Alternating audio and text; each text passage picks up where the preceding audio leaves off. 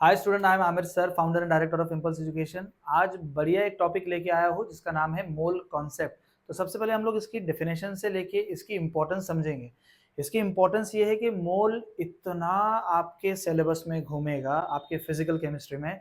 अगर आपने मोल के कॉन्सेप्ट को अच्छे से नहीं समझा तो आपका पूरा फिजिकल केमिस्ट्री आपका दांव पे लग सकता है, क्योंकि आपका मोल कॉन्सेप्ट आपका आएगा। एक तो पूरा जो पहला चैप्टर है आपका some basic concept of chemistry, mole आएगा, एटॉमिक स्ट्रक्चर में मोल का कॉन्सेप्ट आएगा, then redox reaction, then chemical equilibrium, ionic equilibrium, बराबर है।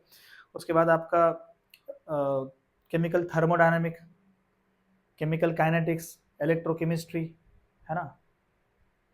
ये सारे जो आपके फिजिकल केमिस्ट्री के जो चैप्टर है, थर्मोकेमिस्ट्री, ये सब में आपका मोल बहुत इंपॉर्टेंट रोल प्ले करता है। तो हम लोग उसकी ना डेफिनेशन से लेके हर चीज समझेंगे कि किस तरीके से मोल को बताया गया था और किस तरीके से मोल कॉन्सेप्ट आपके केमिस्ट्री में अच्छे तरीके से हम लोग यूज कर सकते हैं, ठीक है ना। तो देखो, जो मोल है, मोल, ये जो मोल है, ये मोल एक ग्रीक वर्ड है, एक ग्रीक वर्ड है। इस नाम का मतलब होता है हीप। इस नाम का मतलब क्या होता है? हीप। हीप का मतलब होता है कलेक्शन ऑफ समथिंग। हीप का मतलब क्या होता है?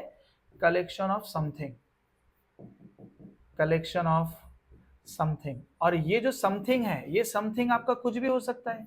समथिंग में बी एनीथिंग, समथिंग में बी एनीथिंग। मान के चलो हम लोग इसको ऐसा बोले कि यार हमारे पास बहुत ज्यादा बनानाज है, तो कलेक्शन ऑफ बनानाज हो गया, कलेक्शन ऑफ ऑरेंज हो गया, कलेक्शन ऑफ पेन हो गया, कलेक्शन ऑफ मार्कर हो गया, कलेक्शन ऑफ टी शर्ट्स हो गई, collection of anything, collection of something में बी एनीथिंग। तो this collection is called the heap, and in Greek this heap is called the mole. But हम लोग यहाँ देखेंगे कि मोल को हम लोग केमिस्ट्री में केमिस्ट कैसे यूज करते हैं, ठीक है ना। तो ये हम लोग मोल चालू करने से पहले हम लोग को ये देखना पड़ेगा कि हम लोग को कहां से जाना पड़ेगा मोल सीखने के लिए। मोल सीखने के लिए हमको शुरुआत करनी पड़ेगी एटम्स के साथ। किसके साथ शुरुआत करनी पड़ेगी? एटम्स। तो हम लोगों को सबसे पहले एटम्स देखने पड़ेंगे, एटम के बाद देखने पड़ेंगे मॉलिक्यूल्स, मॉलिक्यूल, मॉलिक्यूल के बाद हम लोग समझेंगे मोल। और ये एटम के बाद भी इसमें हम लोग बहुत ज्यादा चीजें पढ़ने वाले हैं, जैसे कि उसमें देखने वाले हैं चार्ज, देखने वाले हैं, है ना। चार्ज के बाद हम लोग, मतलब बेसिकली देखा जाए तो हम लोग यहाँ पे पार्टिकल्स के बारे में डिस्कस कर लेते हैं। पहले हम लोग यहाँ पे पार्टिकल भी डिस्कस करेंगे कि पार्टिकल्स क्या होते हैं। अब पार्टिकल्स में क्या क्या आ जाते हैं आपके? इलेक्ट्रॉन्स आते हैं, प्रोटॉन्स आते हैं, न्यूट्रॉन्स आते हैं, चार्ज आता है ना, कितना उस पर चार्ज आ रहा है, आयंस आ सकते हैं, है ना। आयंस, उस पर्टिकुलर पार्टिकल पे चार्ज कितना होगा, मेरा बोलने का मतलब वो है। आयंस क्या होंगे? Proton, neutron, electron. देन उसके बाद नंबर ऑफ एटम्स क्या होंगे, इसमें एटम्स भी आ जाएंगे आपके, एटम्स आएंगे। एटम्स के बाद उसमें मॉलिक्यूल्स आ जाएंगे, है ना। ये सब आपके पार्टिकल्स हो जाते हैं, और बहुत सारी चीजें आगे हम लोग डिटेल में देखेंगे। तो हम लोग बेसिकली सबसे पहले एटम्स देखेंगे, एटम्स के बाद मॉलिक्यूल देखेंगे, मॉलिक्यूल के बाद हम लोग मोल पे आएंगे। मैं बहुत बेसिक से पढ़ा रहा हूँ, इतना बेसिक अगर आपने अच्छे से सीख लिया बहुत फायदा आपका होगा, ठीक है ना। एटम के अंदर आपको मालूम है, एटम के अंदर से भी मैं पहले आपको बताता हूँ इलेक्ट्रॉन, प्रोटॉन, न्यूट्रॉन के चार्ज पे। अगर मैं इलेक्ट्रॉन के चार्ज की बात करूं, मानो हम लोग डिस्कस करें एक इलेक्ट्रॉन पे चार्ज कितना होता है। आप सभी को पता है कितना चार्ज होता है? 1.6 इंटू 10⁻⁻19 कूलम होता है। तो एक प्रोटॉन पे चार्ज कितना होता है? 1.6 इंटू 10⁻⁻19 कूलम। ये माइनस में होता है और ये प्लस में होता है, बराबर है ना। वेट अ मिनट,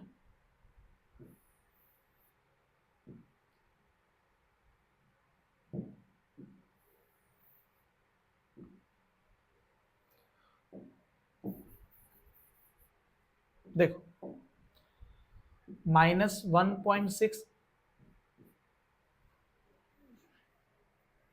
इलेक्ट्रॉन ना, हाँ, -1.6 इंटू 10⁻⁻19 कूलम इस पे चार्ज होता है, ठीक है ना। प्रोटॉन पे कितना चार्ज होता है? 1.6 इंटू 10⁻⁻19 कूलम, ये प्लस में होता है। और अगर एक न्यूट्रॉन की बात करें तो न्यूट्रॉन पे 0 चार्ज होती है, बराबर है ना। इतना बेसिक तो हम सबको पता है। अब ये चार्ज का बेसिक अगर आपको पता लग गया होगा, आई एम सॉरी, मतलब ये कितने किस पे कैसी कैसी चार्ज होती है, तो मैं अपनी गाड़ी को आगे बढ़ाता हूँ। गाड़ी को आगे बढ़ाऊंगा एटम की शुरुआत से। देखो, अगर मैं एटम की बात करूँ, एटम की, तो मेरे पास कोई भी एटम में, एग्जाम्पल के तौर पे मैं कार्बन ले लेता हूँ, तो कार्बन 6 12 है। ये 6 और 12 क्या है? 6 आपका एटॉमिक नंबर है, एटॉमिक क्या है? नंबर है, जिसको मैं Z बोलूंगा, ठीक है ना। ये मेरा क्या है? एटॉमिक मास है। हम लोग सब आगे डिटेल में पढ़ने वाले हैं, जिसको हम लोग A बोलेंगे, एटॉमिक मास, ठीक है ना।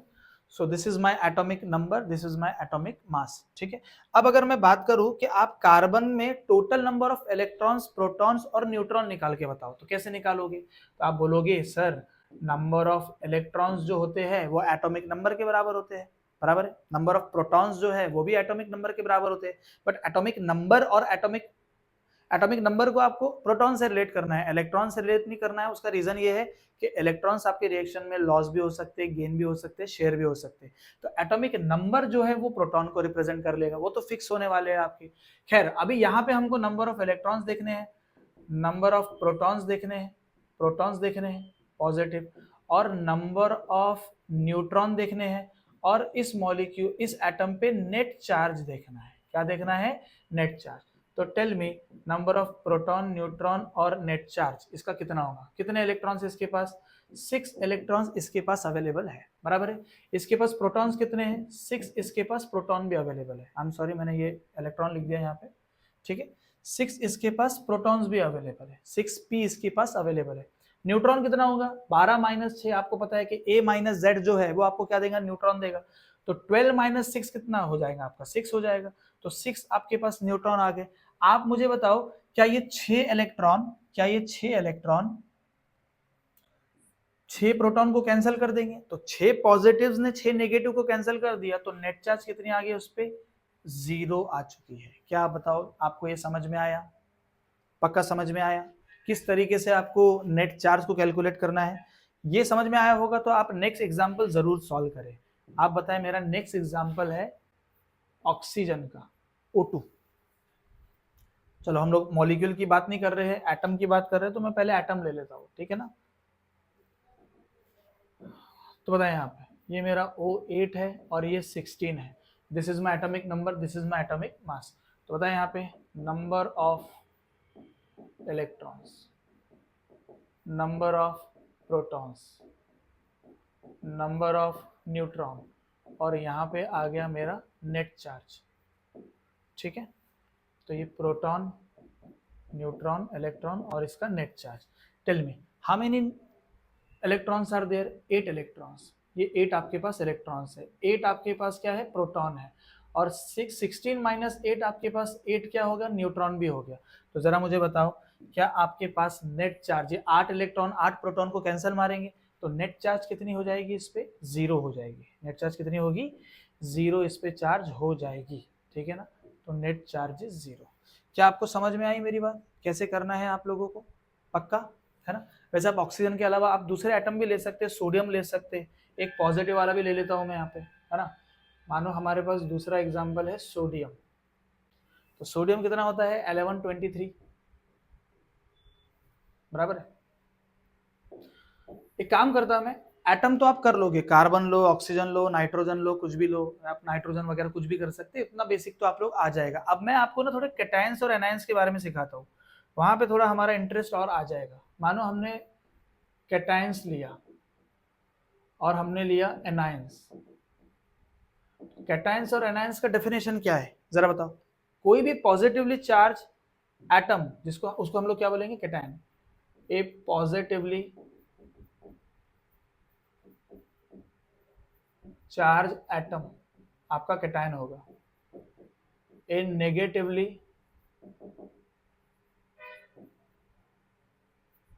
चार्ज एटम आपका क्या होगा? एनायन होगा। आप कैटायन और एनायन के साथ कैसे करोगे? मानो अगर मैंने एग्जाम्पल के तौर पे मैंने O2 माइनस लिया, O2 माइनस, O2 माइनस को बोलते हैं ऑक्साइड आयन। क्या बोलते हैं? ऑक्साइड आयन बोलते हैं O2 माइनस को, ऑक्साइड आयन। तो बताइए इसमें कैसे हो जाएगा? तो सबसे पहले तो आप ये देखो इसको सॉल्व करने का तरीका कैसा है, आपके पास O था, आपने O पे 2 नेगेटिव डाला, इसका मतलब आपने 2 इलेक्ट्रॉन्स इसमें ऐड किए, 2 इलेक्ट्रॉन्स ऐड किए, तो 2 इलेक्ट्रॉन ऐड करने पे ये O2 पे चार्ज कौन से आ जाएंगी, माइनस चार्ज आएगी। अब आप मुझे बताओ आपके पास number of electron proton neutron कैसे थे, है ना। मैं यहाँ पे लेता हूँ, इसको भी कॉपी करता हूँ मैं, number of electron proton neutron को। चलिए बताइए मेरे पास number of proton neutron electrons कितने कितने होंगे इस पर्टिकुलर ऑक्सीजन एटम के लिए। आप लोगों को पता है कि इस ऑक्सीजन पे आपके पास 8 क्या थे, इलेक्ट्रॉन्स थे, 8 क्या थे, प्रोटॉन थे, 8 क्या थे आपके पास, न्यूट्रॉन थे। ये 8 इलेक्ट्रॉन्स ये 8 प्रोटॉन को क्या करेंगे, कैंसिल करेंगे, और न्यूट्रॉन पे तो कोई चार्ज होता ही नहीं अवेलेबल, तो what is the net charge, net charge is 0, बराबर है। लेकिन अगर हम O2 माइनस ऑक्साइड आयन की बात करें तो यहाँ पे 2 इलेक्ट्रॉन्स ऐड हो चुके हैं, तो अब यहाँ पे नंबर ऑफ इलेक्ट्रॉन 8 थे, अब इसके पास नंबर ऑफ इलेक्ट्रॉन्स कितने हो जाएंगे, 10 इलेक्ट्रॉन्स हो जाएंगे, क्योंकि 8 तो ऑलरेडी थे इसके पास, 2 माइनस भी आ गया, और इसके पास 8 प्रोटॉन्स होंगे और 8 क्या हो गए, न्यूट्रॉन हो गए। तो अब मुझे बताओ इस पे नेट चार्ज कितनी होंगी। क्या हम लोग ऐसा बोल सकते बच्चों कि ये जो 8 8 आपके पास 8 प्रोटॉन है वो यहाँ के 8 इलेक्ट्रॉन्स को कैंसिल करेंगे, फिर भी कितने इलेक्ट्रॉन्स बच रहे हैं आपके पास, 2 इलेक्ट्रॉन्स बच रहे हैं। कितने बच रहे हैं, 2 इलेक्ट्रॉन्स बच रहे हैं। तो अब जरा मुझे बताओ अगर 2 इलेक्ट्रॉन बचेंगे तो इस पे नेट चार्ज कितनी आएगी, नेट चार्ज कितनी आएगी।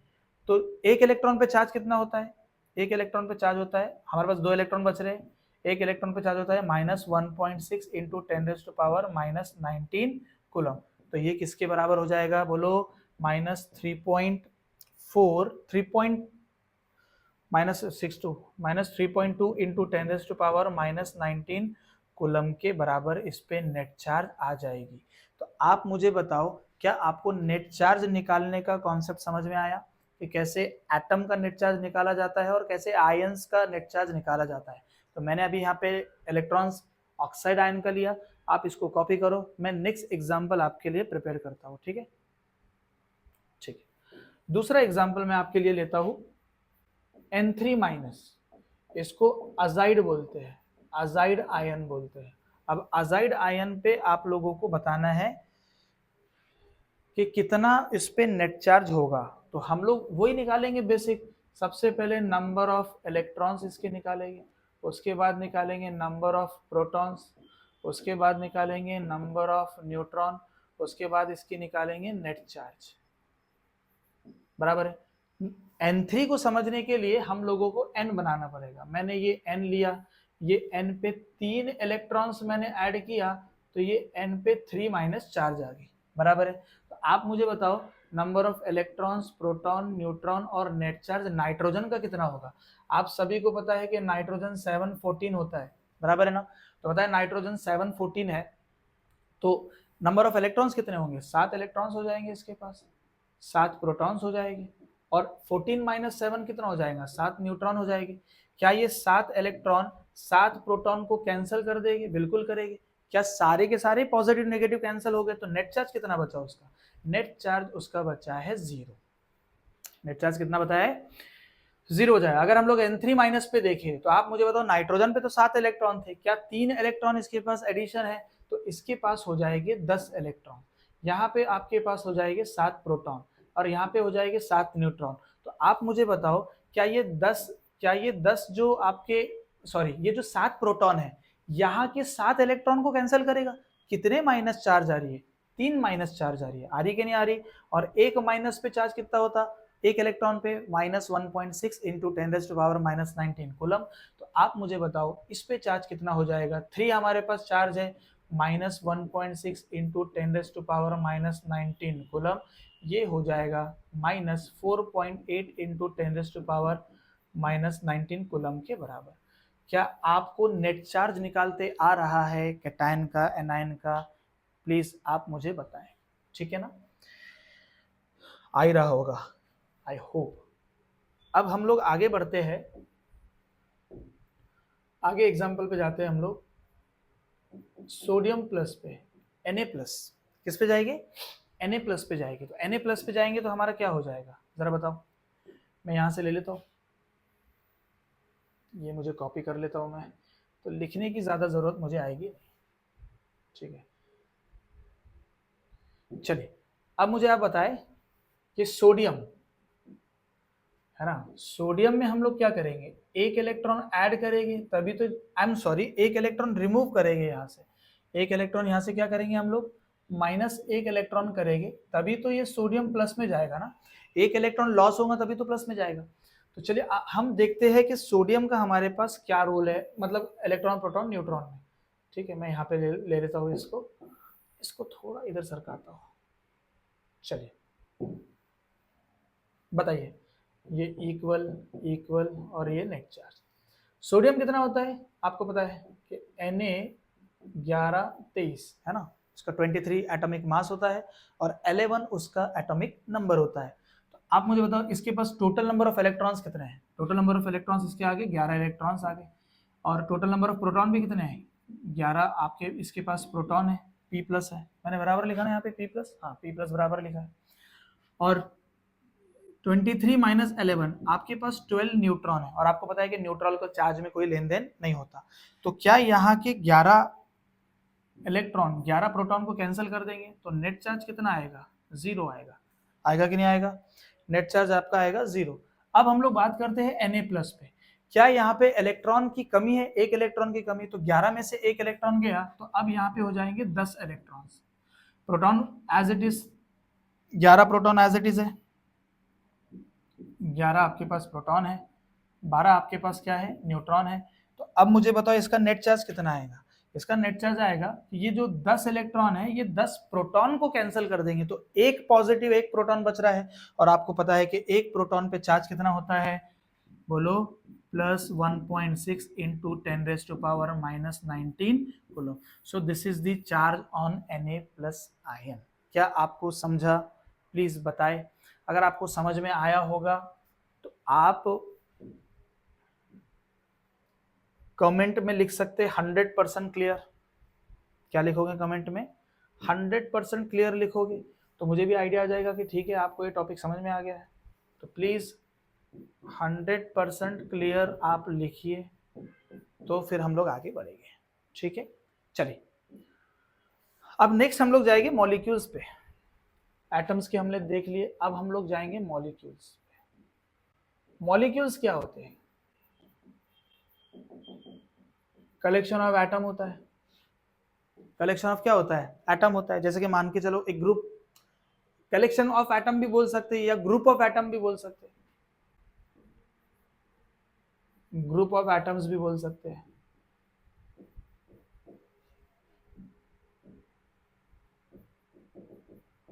विच इज बॉन्डेड टुगेदर, एक साथ मिले हुए होते हैं। ठीक है, अब मॉलिक्यूल में भी आपको याद रखना है, मॉलिक्यूल में मॉलिक्यूल आपके दो टाइप के होते हैं, मॉलिक्यूल आपके दो टाइप के होते हैं, एक होते हैं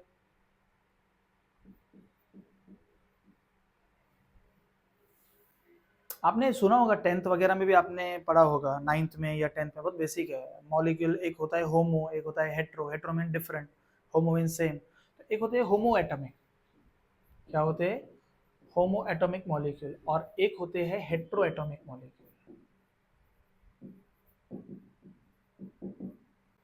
होमो एटॉमिक मॉलिक्यूल और हेट्रो एटॉमिक मॉलिक्यूल।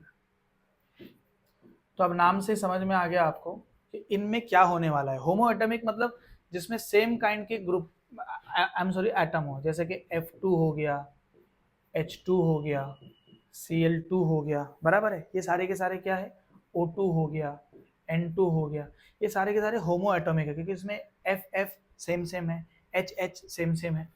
अगर मैं यहाँ इसकी बात करूँ तो ये HCl हो गया, ये हेट्रो एटॉमिक हो गया, या आप HCl बोलो या आप CO ले लो, carbon monoxide, carbon dioxide, even ammonia, है ना, अमोनिया आपका जो है, या आपका मीथेन ले लो एक्सेट्रा, ये आपका क्या है, हेट्रो एटॉमिक मॉलिक्यूल है। हेट्रो एटॉमिक मॉलिक्यूल में डिफरेंट एटम्स प्रेजेंट होंगे और मोनो एटॉमिक मॉलिक्यूल में सेम एटम प्रेजेंट होंगे। आप इसको नोट करो तो फिर मैं आपको मॉलिक्यूल के कॉन्सेप्ट पे आपको चीजें आगे बढ़ा के लेके चलता हूँ। ठीक है ना, चलो ठीक है, डन। एग्जाम्पल की शुरुआत करते हैं नाइट्रोजन से। मेरे पास अब N2 मॉलिक्यूल है, तो बताए N2 मॉलिक्यूल का मैं कैसे निकालूंगा, मेरे पास 2 नाइट्रोजन है वहां पे, तो 2 नाइट्रोजन के लिए मैं कैसे करूंगा, ध्यान देखना, ध्यान देना आप लोग। एक मेरे पास नाइट्रोजन 714 है, दूसरा मेरे पास नाइट्रोजन 714 है, और ये दोनों के मिलने से मेरे पास N2 मॉलिक्यूल बनता है। क्या मॉलिक्यूल बनता है? N2 मॉलिक्यूल बनता है। तो अब थोड़ा यहाँ पे एक चीज समझना जो बढ़िया हम लोग अच्छे से समझेंगे, है ना। आप प्लीज थोड़ा ज्यादा ध्यान देना, जितना अच्छे से ध्यान होगा उतना टॉपिक आपको अच्छे से समझ में आएगा। हम वापस से नंबर ऑफ इलेक्ट्रॉन्स प्रोटॉन्स पे आते हैं। तो बोलो, नंबर ऑफ इलेक्ट्रॉन्स आपको निकालना है, नंबर ऑफ प्रोटॉन्स आपको निकालना है, नंबर ऑफ न्यूट्रॉन्स आपको निकालना है, और ऑब्वियसली आपको इसका नेट चार्ज भी निकालना है,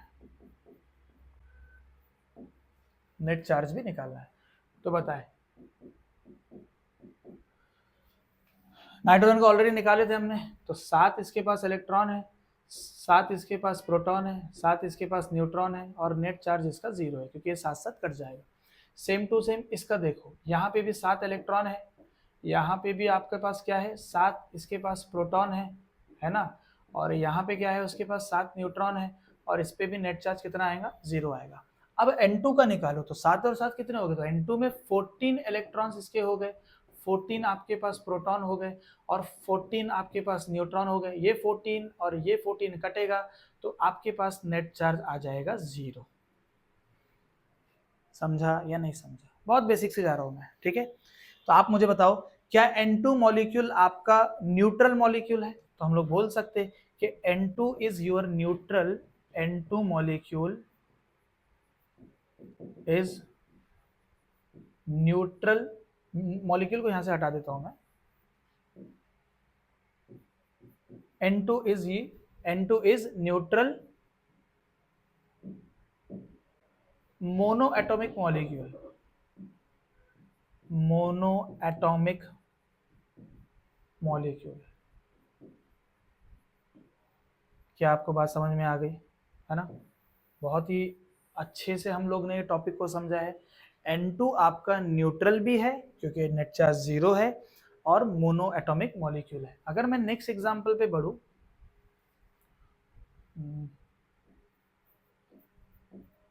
P2O5, तो P2O5 को कैसे बनाएंगे बताएं?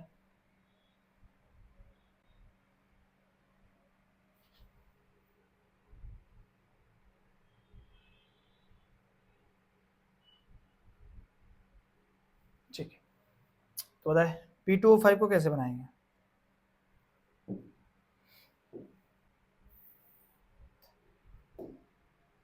बताएं।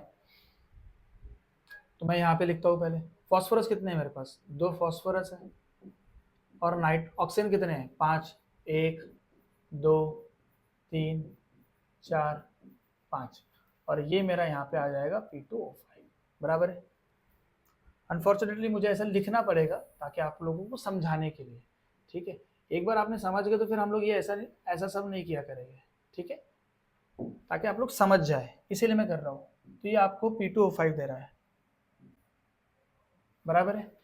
चलो, अब आपको यहाँ पे number of electrons, proton, neutron निकालने हैं। तो आप बताओ मुझे यहाँ पे सबसे पहले हमने क्या निकाला था, इलेक्ट्रॉन, प्रोटॉन, न्यूट्रॉन, और आपका नेट चार्ज। मैं NC बोलता हूँ स्पेस के रिस्ट्रिक्शन के लिए, तो आप समझ लेना NC मतलब नेट चार्ज। तो बताए फॉस्फोरस पे आपका कितना हो जाएगा। फॉस्फोरस पहले आपको पता होना चाहिए कि फॉस्फोरस कितना है, 1531। ऑक्सीजन कितना होता है आपका, 8 और 16 होता है। तो आप जरा बता दो फॉस्फोरस पे नंबर ऑफ इलेक्ट्रॉन्स कितने होंगे, 15 प्लस 15 प्लस ऑक्सीजन कितना है, ऑक्सीजन आपका 8 है, 8 प्लस 8 प्लस 8 प्लस 8 प्लस 8, ठीक है। न्यूट्रॉन कितने होंगे, सेम टू सेम यही होगी न्यूट्रॉन भी। तो मैं कॉपी पेस्ट मार दूँ इसको, तो मेरे पास तो प्रोविजन है कॉपी पेस्ट का, तो मैं कॉपी पेस्ट कर लूँगा। आपके पास अगर कुछ जुगाड़ होगा तो आप भी कॉपी पेस्ट मार लेना। और न्यूट्रॉन भी मेरे सेम होंगे यहाँ पे, बिल्कुल न्यूट्रॉन भी मेरे सेम हो गए, ठीक है। बताओ नेट चार्ज कितनी आएगी, कितनी आना चाहिए, बोलो, निकाल लो यहाँ पे। नेट चार्ज कितनी होंगी इसकी, 0। नेट चार्ज सबकी कितनी होंगी, 0। अब हम लोग यहाँ देखते हैं, यहाँ पे टोटल कितना हुआ, कैलकुलेट करो। 8 8 8 ये हो गया 8 मल्टीप्लाई बाय 5 और 30 ये हो गया 70 आपके इलेक्ट्रॉन्स हो गए। ऑब्वियसली 70 आपके क्या हो जाएगी, यहाँ पे प्रोटॉन्स भी हो जाएंगे। और आप यहाँ पे कैलकुलेट कर लो न्यूट्रॉन को, है ना। तो न्यूट्रॉन यहाँ पे आपके आएंगे, क्योंकि ये 15 15 हो गया, ये दो यहाँ पे 16 हो जाएंगे, क्योंकि ऑक्सीजन मेरे पास यहाँ पे कितना है 16 है ना, मैंने गलती कहाँ किया, ये 15 15 तो बराबर है, यहाँ पे मेरा 8 माइनस 6 8 8 8 बराबर तो 31 माइनस, कहाँ गलती हुई कहाँ गलती हुई, हाँ न्यूट्रॉन में, ऑक्सीजन के केस में 31 माइनस 15 ये मेरी गलती हुई है यहाँ पे, मैं इसको कर लेता हूँ बराबर। तो बता कितना हो जाएगा, न्यूट्रॉन 16 हो जाएगा ना, 31 माइनस 15 ये हो जाएगा 16, तो बोलो ये हो जाएगा 72 आपके न्यूट्रॉन आ गए। तो बोलो ये 70 इलेक्ट्रॉन 70 प्रोटॉन को करेंगे, तो नेट चार्ज अगेन इसकी कितनी आ जाएगी, 0 आ जाएगी। तो आप बोल सकते हो कि P2O5 is neutral hetero atomic molecule, क्योंकि ये एक अकेला नहीं है, उसके साथ डिफरेंट एटम्स जुड़े हुए हैं। So this is your basic concept about your atom molecule, और ये कुछ भी कर सकते हो आप, ठीक है ना। चार्ज का देख ले हम लोग, क्या बोलते हो चार्ज का, ये ऑलरेडी देखा है, बताओ देख लेते हैं उसको भी आगे।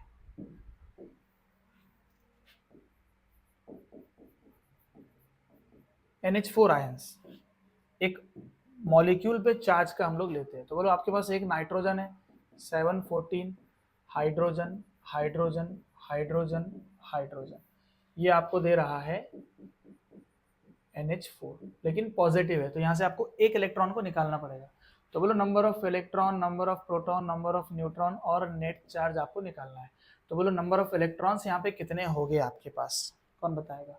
By the way NH4 positive को हम लोग क्या बोलते हैं, अमोनियम आयन बोलते हैं, ठीक है ना, राइट। चलो कितने प्रोटॉन हो गए हमारे पास, कितने इलेक्ट्रॉन होंगे, तो इलेक्ट्रॉन तो यहाँ पे ये 1 2 3 4 4 इलेक्ट्रॉन तो यहाँ पे आ गए, 1 1 1 1 1 1 1 1 बराबर। तो आप बोलो कितना हो जाएगा, क्या आप निकाल लोगे ये खुद, बहुत सिंपल है। क्या दूसरा और अगर मैं एग्जांपल दूं तो आप वो भी निकाल सकते, CO3 2 माइनस निकाल सकते हैं इसको, है ना। CO2 का निकाल के लाना, है ना। P2O5 का तो हमने निकाल ही लिया, आप एक और काम करना, आप इसका भी निकाल के लाओ, NH3 का, आप CH4 का भी निकाल सकते हो, ठीक है। आप F2 का निकाल सकते हैं, O2 2 माइनस का ऑलरेडी मैंने निकाला है ना। O2 2 प्लस का भी निकालो, और O2 2 माइनस का भी निकालो, ठीक है। N2 N2 minus N2 2 minus N2 plus N2 2 plus. क्या आप इन सब का net charge, number of electrons, number of protons, each and everything आप निकाल सकते हो, यस और नो में आप मुझे कमेंट में बताओ। और अगर आपको ये टॉपिक अगर पूरा क्लियर हुआ होगा तो प्लीज लिखो 100% क्लियर, ठीक है ना। तो 100% क्लियर आप लिखोगे तब मैं समझूंगा कि आपको टॉपिक समझ में आ चुका है, फिर मैं इसके कंक्लूजन पे आगे बढ़ूंगा, राइट। चलो नोट कर लिया, अब हम लोग आगे जाते हैं। कंक्लूजन क्या था हमारा, कंक्लूजन क्या था, कंक्लूजन बहुत सिंपल था। हमने एक एंटिटी ली थी, वो एंटिटी क्या थी आपकी, वो आपका एटम भी था, मॉलिक्यूल भी था, चार्ज भी था, हमने सब ले लिया था। तो हमने वन एंटिटी ली थी, बराबर है, और वन एंटिटी का हमने नेट चार्ज निकाला था। वन एंटिटी हमने क्या क्या लिया था, हमने कार्बन लिया, मान के चलो ऑक्सीजन लिया, नाइट्रोजन लिया, N3 माइनस लिया, O2 माइनस लिया, बराबर है, O2 माइनस भी लिया था, O2 माइनस के बाद क्या लिया था बोलो, Na प्लस भी लिया, Na भी लिया, और क्या लिया था, N3 माइनस तो आ गया ऊपर, O2 माइनस भी आ गया, P2O5 लिया, लिया कि नहीं लिया, ये सारी चीजें हमने ली थी।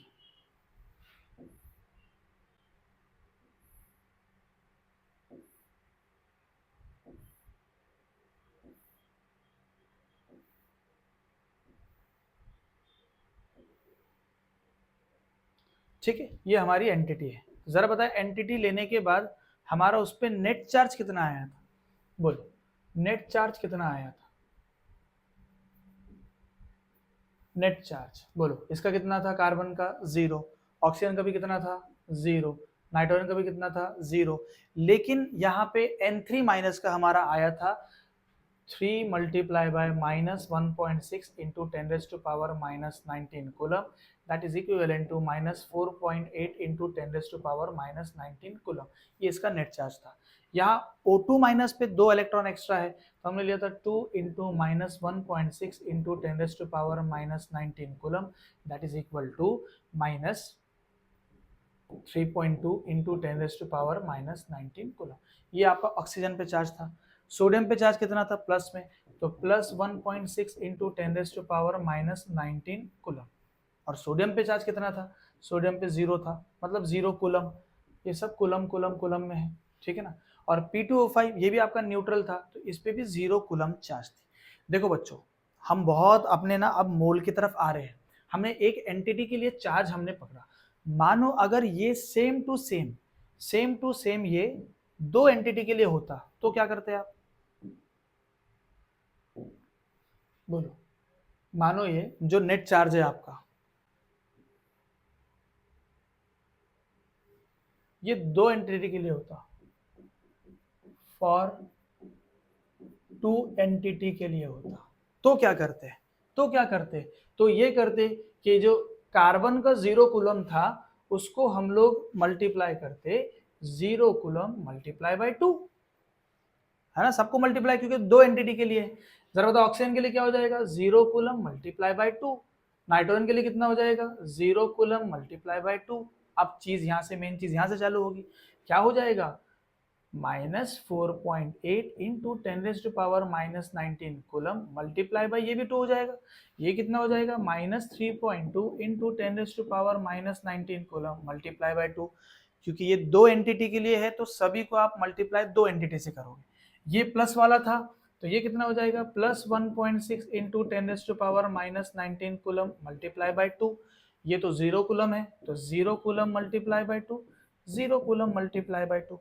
मानो अगर ये 3 एंटिटी के लिए होता तो क्या हो जाता, 0 कूलम मल्टीप्लाई बाय 3, ये तो सब 0 0 आ जाता है। यहाँ पे लो, minus 4.8 into 10 raise to power minus 19 coulomb multiply by 3। अगर ये 4 एंटिटी के लिए होता तो 4 के लिए हो जाता। अब अगर मैं, मानो अगर मैं इसको 1 मोल के लिए अगर कंसीडर कर लो, 1 मोल के लिए, तो ये क्या हो जाता, हाँ ये हो जाता minus 4.8 into 10 raise to power minus 19 coulomb multiply by Na, क्योंकि ये जो आपका Na है इसी को हम लोग मोल्स भी बोलते हैं, ठीक है ना। आगे हम लोग समझेंगे इस चीज को। तो मैंने पहले आपको एंटिटी समझाया, एंटिटी के बाद मैंने आपको बताया कि उसको किस तरीके से दो एंटिटी के लिए, तीन एंटिटी कैलकुलेट करते हैं।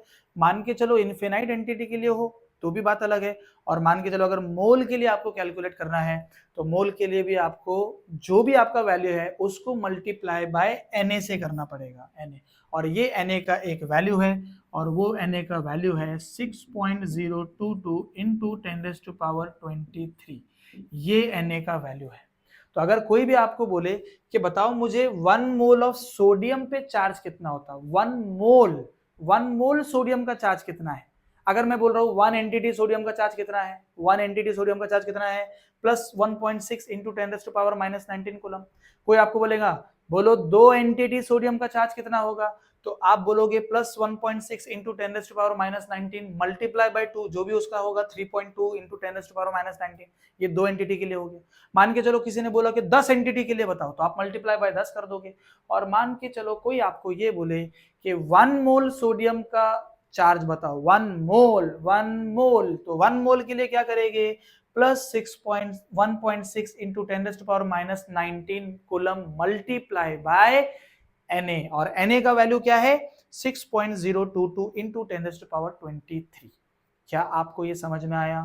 प्लीज अगर ये आपको समझ में आया होगा तो मुझे लगता है कि ये आज के लेक्चर के लिए इनफ है। नेक्स्ट लेक्चर में हम लोग अब इसको मोल से कनेक्ट करवाएंगे और ये पूरी एंटिटीज वाले कॉन्सेप्ट आपके आएंगे मोल में। एंड आई होप आपको आज का ये बेसिक लेक्चर फॉर मोल समझ में आया होगा। नेक्स्ट लेक्चर बिल्कुल मिस मत करना, क्योंकि नेक्स्ट लेक्चर में मैं सारे मोल को खोलने वाला हूँ और सारे मोल के हम लोग बैंड बजाएंगे और बेसिक लेवल पे उसका स्ट्रॉन्ग फाउंडेशन बनाएंगे। जय हिंद।